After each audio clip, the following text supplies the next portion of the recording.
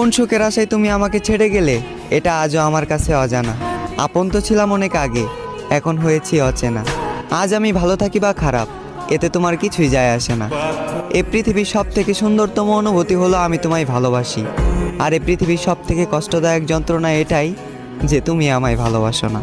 আজ দাফন করে দিলাম তোমাকে নিয়ে স্বপ্ন ছিল যত, এবং তোমার আচরণ দেখে বুঝে নিলাম চাইলেও জোর করে হওয়া যায় না কারো মনের মতো।